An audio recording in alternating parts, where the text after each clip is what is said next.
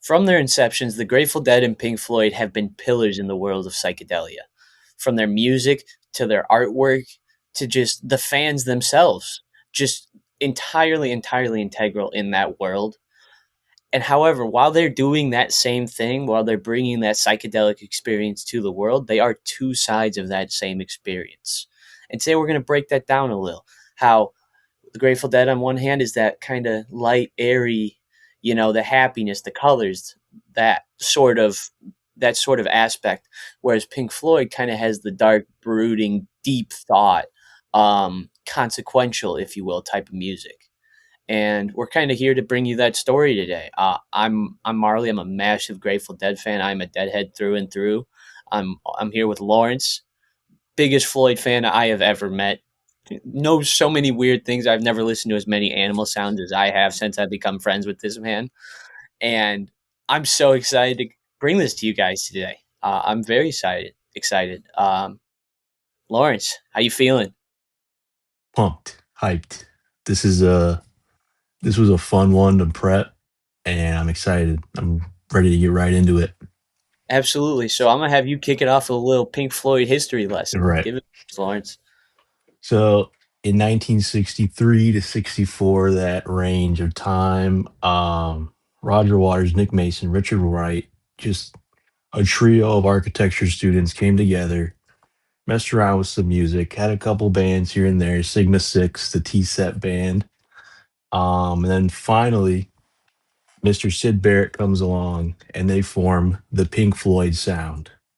They start off a little bit of blues, but eventually they shorten the name and get right into psychedelic rock. By the end of 1967, they have their debut album out, and guitarist David Gilmour joins. It's kind of like a backup, just kind of there. But he would eventually end up replacing Sid Barrett in 1968 due to Sid's we'll say mental health problems. After Barrett's departure, the band kind of stagnated for a while. They really weren't sure on what they were going to do, how they were going to go about their future, and they struggled with the music industry in general. But by 1973, everything turned around for them. They released Dark Side of the Moon, one of the most consequential albums in the history of music, I think. And from there, they released a couple more concept albums that hit huge. And then by 1985, there was some creative clashes in the band. Roger Waters left, expected the rest of the band to stop making music. That didn't happen. Roger Waters sued the band, um, lost that lawsuit, and started a solo career while Nick Mason and David Gilmour continued making music under Pink Floyd until 1994. Fantastic, Lawrence. Fantastic synopsis of Pink Floyd. Um, I'm gonna do a little history lesson on the Dead myself, just to get you guys acquainted. The Grateful Dead were formed in May of 1965 under the name the Warlocks. Shortly thereafter, they realized that the Warlocks was already taken by a different band who at that point was a little bigger than they were, so they changed their name to the Grateful Dead December of 1965. They were founded by guitarist Jerry Garcia, rhythm guitarist Bobby Weir, bassist Phil Lesh, keyboardist Ron Pigpen McKernan, and drummer Bill Kreutzmann. The Dead nor- gained notoriety by playing shows at the acid Tests, hosted by famed author Ken Kesey, where they themselves would dose with LSD and play for the other guests, provided they were able to continue playing. The Dead gained a large following in the coming years of dedicated fans called Deadheads, who would follow the band all over the country, seeing shows and living a beatnik lifestyle. Over the near 30-year run, the Dead released 13 studio albums and a litany of live albums. But beyond their music releases, the Dead were pioneers. They began to allow fans to tape their shows, which developed an entire marketplace of tape recordings, no two being alike, which helped grow their fan base to unseen proportions even to this day. Throughout the history, the Dead kept the air of the summer of love energy alive. From their fan base decked out in tie-dye to artwork and album covers as synonymous with the hippie culture as the hippies themselves. The Grateful Dead to this day continue to be so important in a lot of facets of culture, much less American culture of its own. Um, and they went through many changes and eras throughout their time. Um, and these are my personal eras, and this is how I would break it down. Um, but their early days is 1965 to 1973. Way less experimental than their later works. It was almost a form of psychedelic country. There was folk influence. It's that U.S. roots rock that there's the blues twinge to it. And that's very noticeable up until 1973, which I believe May of that year, Ron Pigpen McKernan died, their original keyboardist. He was replaced by Keith Godshaw, as well as his wife, Donna Jean Godshaw. She came in for some vocals. Um, but from 74 to 85, during that time period, which I like to call the middle years, there was heavy experimentation. They really developed their late sound and that real psychedelic, anything could happen type of sound. And this is while traversing musical eras in themselves. Um, whether that be playing with Jerry Garcia band or Wolf or Rat Dog for Bobby Weir, doing their own side projects while still running the Dead. And it's where they truly developed in what they are most known for today. And then from 86 to 1995, it's the later years. They were still very experimental and still had their dogged road schedule right up until Jerry's death on August 9th, 1995, um, in which the band stopped touring entirely. But their sound was a little different. It was a little slowed down. The experimentation was different. They did a tour with Bob Dylan, which was called Dylan and the Dead, where they all played together on stage. Um, After their third keyboardist Brett Midland passed, Bruce Hornsby came on and played with them. So the later years were it was kind of a rotating cast of characters in a way. Um, but it developed a new sound for the Dead. It was experimentation, but experimenting on what they'd experimented before. It was truly fascinating stuff. There's really three major eras here. Uh, Really, we're looking at the early days first. Sid Barrett, we'll call it the Barrett era. Just kind of rolls off the tongue. I like that. I like it. Um, and I kind of lump in the kind of transition after he left as well with this. This is kind of their very experimental era. They were all over. They were all over with this one: psychedelic rock, progressive rock, space rock, acid pop, blues, classical. I mean, it could go on. I mean, when Barrett was around, the songs were loopy. Everything was a little weird, we'll say, to say the least. Very whimsical. And of course, he had his lapse, his mental lapse, and we kind of had that kind of toned down, more symphonic era where they were trying to, figure out what to do without him, to find their voice without him, because he was Pink Floyd during this era. Um, but luckily, they had another visionary within their midst, Roger Waters, and yeah, every member of the band deserves credit, but Roger Waters was the lyricist, the visionary, the crazy guy, the other crazy guy in the band with ideas. And this kind of helped them into the meat and potatoes, which would be called Pink Floyd's classic era. This is where the band really came into their own. Again, Dark Side of the Moon, Wish You Were Here, The Wall, Animals, The Final Cut.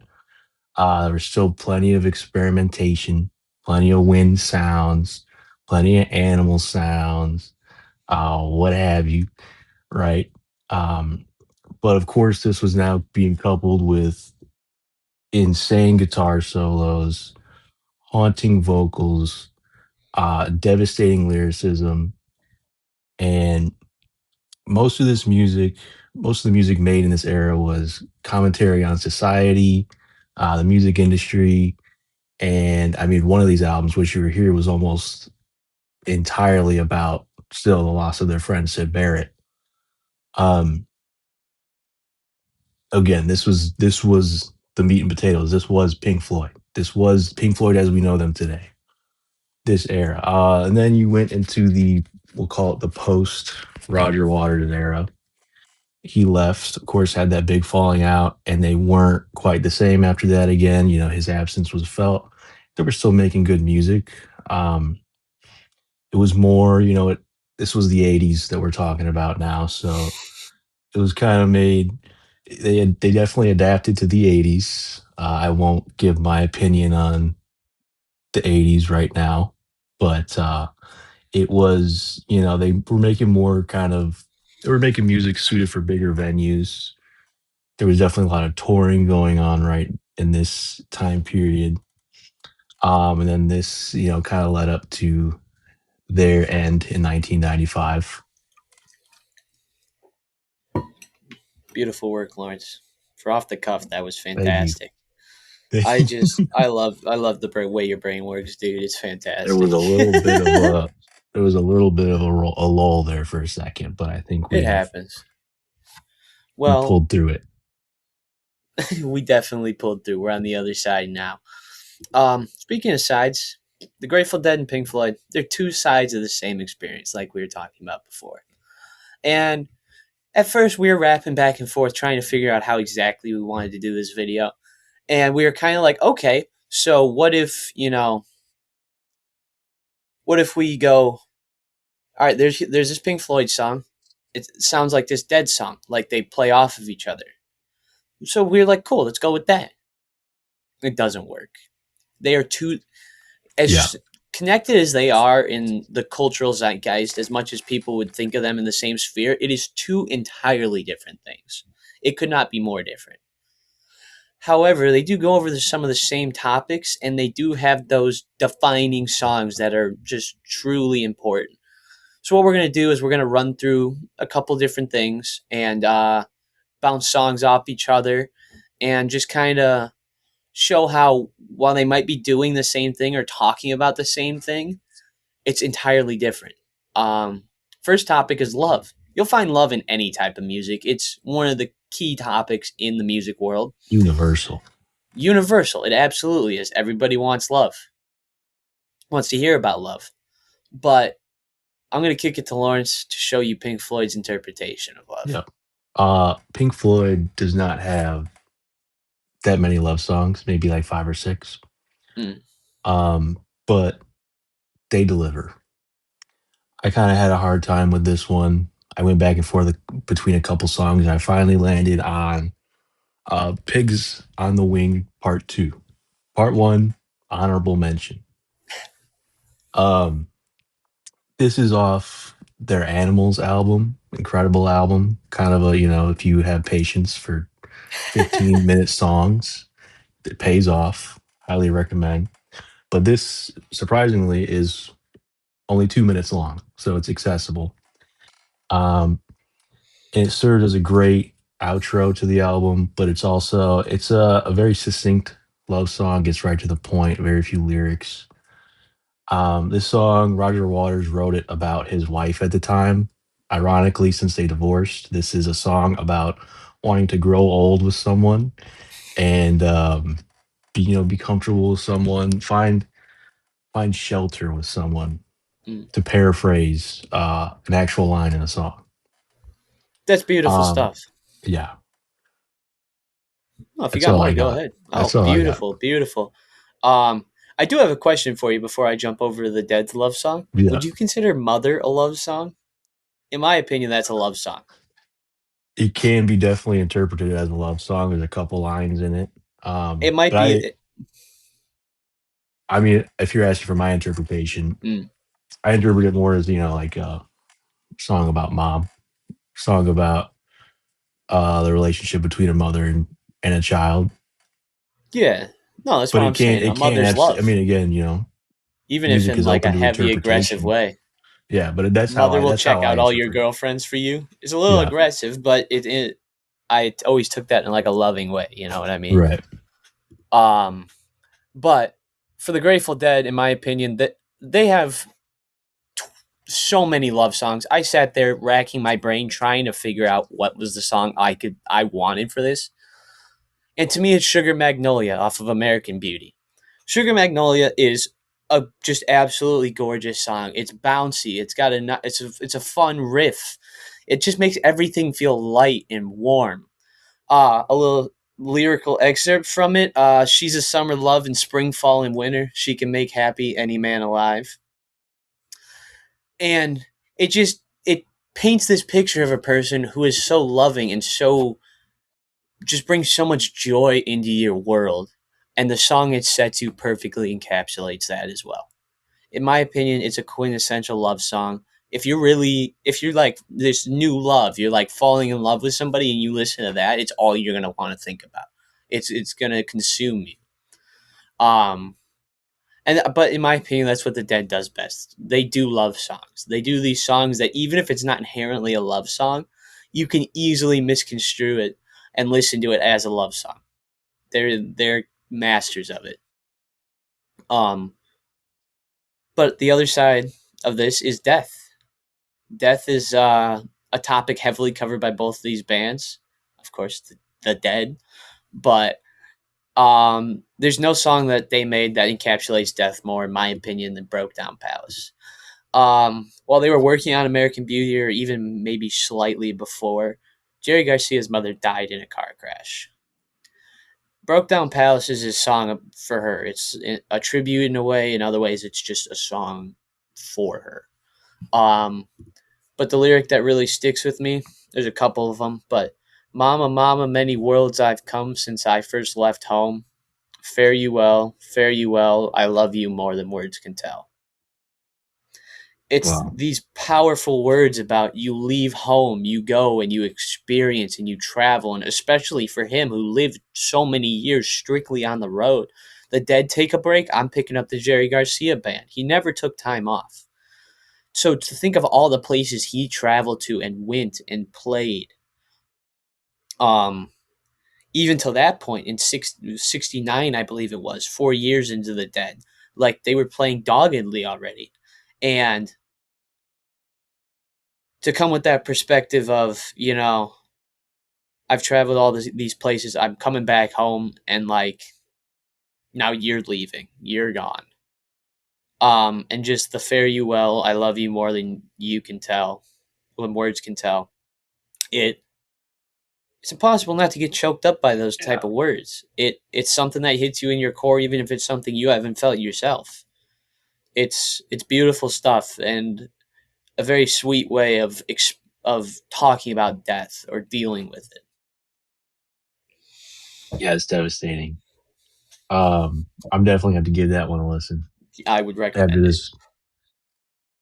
Uh, there were a couple ways I could have went with this one in Mm, this category, but I decided to go with the tried and true "Time" off yeah. of Dark Side of the Moon, and it is a song, as you guessed it, it's about time. Specifically about how one goes through life feeling like, wow, time is going by fast. I'm getting older. Um, I really wish I could just quote the entire song right now because the entire song, all the lyrics are it's pure poetry. Um, but it's one of those songs you have to experience for yourself. I will not paraphrase, but I will give you a couple. Um, racing around, or sorry, I started right in the middle of that. Okay. Ooh, Rewind. rewind. And you run to catch up with the sun, but it's sinking, racing around to come up behind you again. The sun is the same in a relative way, but you're older, shorter of breath, and one day closer to death. This is, I mean, straight to the soul. Chills every Mm, time I hear it. Uh, the song, again, lines like this interspersed with some of the greatest instrumentals you'll ever hear. Of course, the song in true Pink Floyd fashion does start out with some very some very clamoring clock sounds, and then it ends with this line: Far away across the field, tolling of the iron bell calls the faithful to their knees, to oh my God, to their knees to hear the softly spoken magic bell. Um, Obviously a metaphor for a funeral. This song again, just one of those songs you gotta experience for yourself. It's something that everyone can relate to. Uh, Very moving. It's it's a work of pure genius. It really is. Lyrically, it's up there with any song ever written. It will make you feel powerful emotions. Um, though I will say, if they didn't start with the alarm clocks, I would enjoy the song a lot Yeah, more. It's always like I can't have it in a playlist because out of nowhere I'm going to it get jump is. scared by a bunch of alarm clocks. It is Um, jarring. However, that's kind of the point. Like if you're listening Yeah, to the full vinyl album and you throw it on and you're like lulled almost you're almost lulled to sleep at the end of the song prior to this one, which his name is slipping me. I do apologize. But then bang, alarm clocks, you're awake again, and here's this just absolutely ripping piece of music. It's really one of a kind. Um but now we're gonna get to some songs that defined some defining songs from these bands. We're gonna start with some genre defining songs. You want to take it away, Lawrence? I do. And I'm with this one. It was pretty easy to narrow down.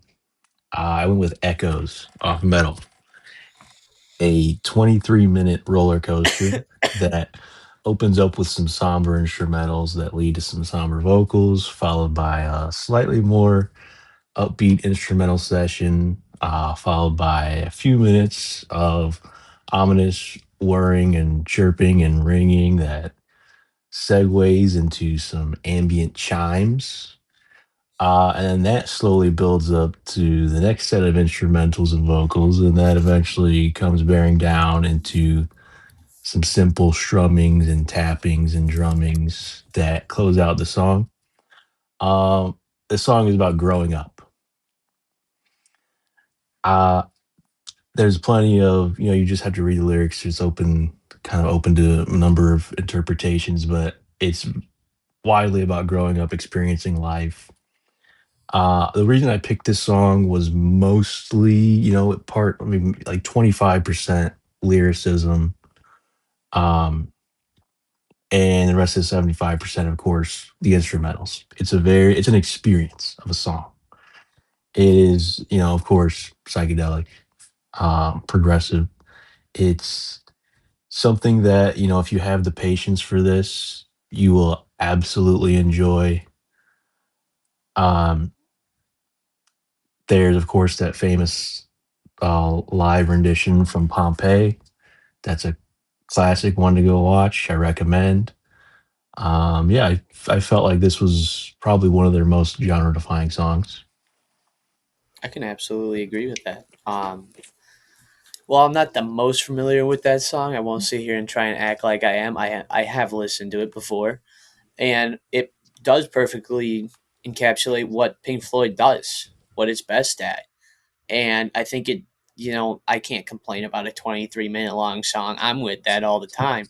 So, like, if you take that time to sit there and let it breathe and really experience what's going on, it's a fantastic song to listen to.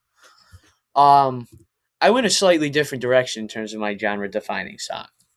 This was really tough for me because part of me wanted to go with something like Truckin' with more of that grass, that those grassroots type of sound. Um, but I finally settled on Terrapin Station Medley. It's the second half to their most experimental album to date, Terrapin Station, my absolute favorite album from the studio album from the band. Terrapin Station Medley is a collection of 6 songs, all put together into this beautiful, sprawling 14.5 minute piece. It it has beautiful lyricism. It has just incredibly experimental instrumentals in the second half. But the first half is played slow and sweet It's this it's a perfect jam, and some of the lyricism in this song is just beautiful. Um Inspiration moved me brightly. Light the song with sense and color, hold away despair. More than this I will not ask. Faced with mysteries dark and vast, statements just seem vain at last. One thing you can always look to in the Dead is lyricism. Between Jerry and Bobby Weir and Robert Hunter, Jerry's writing partner, um, it's genius. Robert Hunter is a poet who lent his poems to a band. Is essentially the way I look at it. He is just as important to the Dead as anyone touching an instrument, and it's moments like that where you really see it, where it really pops out to you. Um, But Terrapin Station Medley is genius. It's something I would recommend to anyone. It's something where I play it to someone who's not a deadhead and they can get behind it, which is something far and few between sometimes. Um, but going from genre defining, this we're looking for band defining right here, and it's one of their more popular songs. It's the only one to chart within the top 10. But Touch of Grey by the Grateful Dead, in my opinion, while not musically, I think I could have gone some different directions there. Lyrically, it does everything I want it to. Sorry that you feel that way. The only thing there is to say is every silver lining's got a touch of gray. That's the song. That is in the first chorus of the song. When they're bringing the song down, they're closing it out. Jerry throws out a line. Oh well, a touch of gray kind of suits you anyway. It perfectly it perfectly explains this thing of the Grateful Dead are this light and airy thing, and they have these beautiful sounds, but there's such a dark underbelly to the band, and the history, and the rampant drug use, and the fact that the Hell's Angels hung out around them, and Bobby might be kind of tied to Bohemian Grove a little bit. Like, there's a lot of things under the table that kind of get pushed away. So, just that the silver lining that we have this great genius band and it's some of the best music ever created. There's still that bit of darkness to it, that bit of unease to it. And I think that song plays it well, even if that's not what it's going for. Um, and on top of that, it is a great song musically. Like, there's a reason it became a top 10 hit. Um, but yeah, I'm gonna kick it over to you, Lawrence. What defines Floyd? Well, I had no hard times trying to pick this one. Comfortably Numb, Off the Wall, one of their most popular. The song that almost wasn't. Um, in classic Floyd fashion, right? This was a song originally about a story where Roger Waters was sick before a show, had to have a doctor come in. Um, and that's what the lyrics are about. And it's bare bones. It's the doctor talking to Roger, like, hello, hello, are you in there? Are you okay? Just a little pinprick, giving him some medicine, right? Um, and from that story, the reason I say it almost wasn't was because there was a original version, unreleased. I think it is out there. You can listen to it, but it is nothing like this, and it would not have reached the height that this song did. Um, this song has everything Floyd. Uh, just uh, the deep lyricism that you can interpret in many different ways, right? Like, this is vastly interpreted as a song about being detached, coping, trauma, pain, right? Um, with just such simple lyrics that just get to the point. Um, Mixed in with, David Gilmour's, uh, I'll say, adequate vocals. There really wasn't a great vocalist ever in the history of Pink Floyd, but they got it done with what they were making. Um, and of course, David Gilmour's incredible guitar playing, that iconic. The guitar solo in Comfortably Numb is widely regarded as one of the most legendary guitar solos ever. Um, Again, soul stirring lyrics, uh, haunting vocals. This song is again, it's just everything Pink Floyd. Uh, it will shake you. Again, this is a song that is an experience, and Pink Floyd is an experience. Absolutely. I remember growing up, I hated Floyd. Like when I was a small child, I was not interested. I started to grow up a little bit and I heard Comfortably Numb for the first time and really like let my brain listen Yeah, to it. I let it go past the ears and I was blown away. I thought it was genius. Even if he's talking about how his hands feel like balloons, I was like, oh my God, this is genius, dude. Um, and no, it's a perfect song to define Floyd. It's synonymous. It's you think Floyd, odds are you're thinking Comfortably Numb. My opinion, at least. Um, no, that was beautiful, Lawrence. Uh, but now that takes us to our last category, guys. And this is loose title, love it first listen. It's the song that you heard it and you were like, this is my band. I'm going to make my entire life about this now. I feel like every band has that song for somebody. And Lawrence, I'm interested in what you have to say. yeah. This one was also very easy for me. Wish you were here. Talked about it in the Mm. last video. Um, I don't want to, you can go back and watch that last video and see me grovel and drool over how great this drool, I should say, how great this song was. This is okay. I'm off my game this episode, but it's okay. It happens. Um, yeah, you saw me glaze this song to no end. Mm. But I kind of want to talk about, how this song is personal to me. Again, I think I said this in the last video. The first time I ever heard this song was I was little. I mean, maybe couldn't have been more than 6 or 7 years old, and in the car with my dad. It was on the radio. And he was telling me about it. Telling me about the band. Um, and then this was also always a song that was it got a lot of radio time. Certain stations, I think they. I don't know. I haven't listened to the radio in a while. I don't know if they still play it. They probably do. Um, but this was also a song, later, a little later, a couple years later, when my grandparents passed away. This was a song that was played.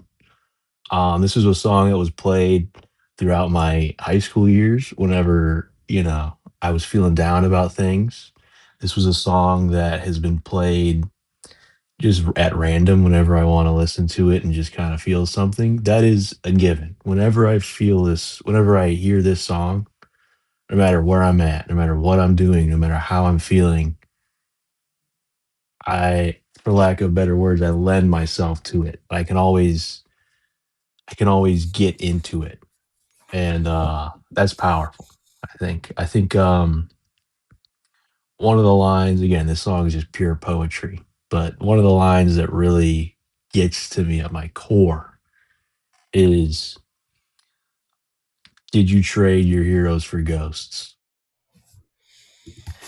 Again, this is a song about loss, wishing someone was, with you that isn't. Um, I think that line gives it the best synopsis possible. That's yeah. No, dude, wish you were here is it's one of them ones for lack of better phrasing. It'll never not do it. It from that first high school breakup to you had a bad day at work. It's gonna lift those spirits. It's gonna do something for you. And everyone has someone who they wishes was still there. Whether Exactly. that's through It's death or universal. just any sort of loss, a relationship, a passing, and anything. Like, there's always someone that you wish you could have back in your life that you know you never will. And while it doesn't recreate that person, it is nice to have something like this song to fill that gap. It really does do a good job of filling that gap. Um, I'm gonna take this from a little different of an angle. Okay, I went with Scarlet Begonias by the Grateful Dead. This song is important to me for a litany of reasons, but I was a I've been a Deadhead as long as I can remember. Middle school, I was a fan. I was casual, but I knew some songs. I remember sitting in science class freshman year. I'm sitting next to my buddy. I'm a young stoner, and I'm exploring the world, and I hear this lyric: "Wind in the willows playing T42. The sky was yellow and the sun was blue." And it grabbed me. It grabbed me for some inexplicable reason. I thought, "Oh my god, this is the greatest thing I've ever heard." And while that sentiment hasn't changed, the reasoning why has. The opening stanza: "From the other direction she was calling my eye. It could be an illusion, but I might as well try, might as well try. She had rings on her fingers and bells on her shoes, and I knew without asking she was into the blues.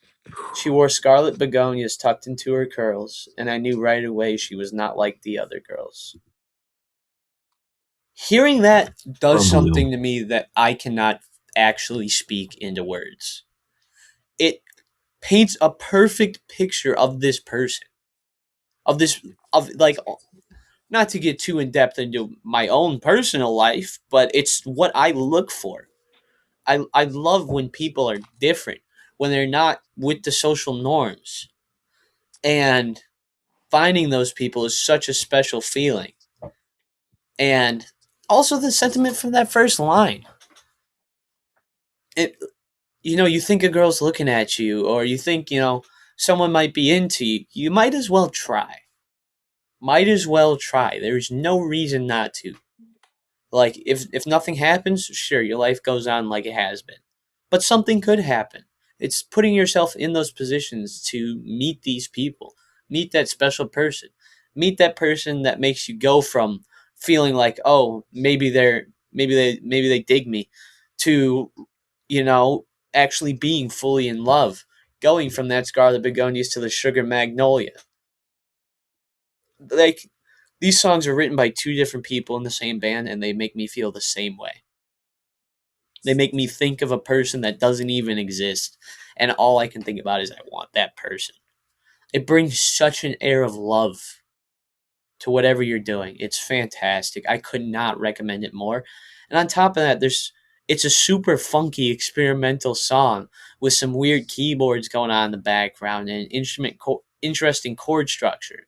Like, in my opinion, I could have put this song for Defining the Dead, but I had to save it for this category because it's perfect. It's everything I love about a Dead song. And there you go, guys. That's a loose rendition of how the Grateful Dead and Pink Floyd are the two ends of the psychedelic experience. Anyone who has experience with psychedelics, it'll make sense, kind of, because there's part of it that's happy and joyous, and it's the greatest thing you've ever done in your entire life.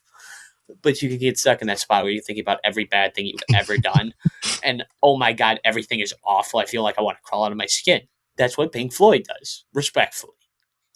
That's not me saying I don't like it. I love Floyd, and they still but you got to remember, they might be two sides, but they are the two sides Yeah, of the same coin. The Dead dip into that despair, that feeling of, oh my God, everything's awful. Like, things are falling apart. And Floyd does dip into that light and love and, optimism. Optimism. Like, even if they're doing it two different ways, they're doing the same thing. absolutely. I think that was our mistake at the beginning of going into this. We were kind of going into it with the idea of like, okay, how are these bands the same? You know, and I think what we realized was they're not. They're So so far. different, but they're so unique and special in their own ways. And like you said, um, same ends but different means, essentially. Yep, And these are two bands that are have been, I mean, pivotal in both our lives. absolutely. And it's a lot of fun to explore that. It was definitely very cool to deep dive into my own fandom in a way I never have before. And I hope you guys enjoyed it. I really do. I We've been doing some football videos. That's how we started this channel. We dipped into music this week, and frankly, researching this made me more excited than anything sports wise. And I'm a massive sports fan. Like, it's sports is my life, but in a way, music's more important to me. And doing this was some of the most fun I've ever had. So, if you guys enjoyed it, please show us likes, comments, anything to anyone that's still here. But I think music's going to be a little bit of a mainstay around these parts. So there'll be more to come in the future, guys. Anything from you, Lawrence? Nope. Perfect. Take it easy, guys.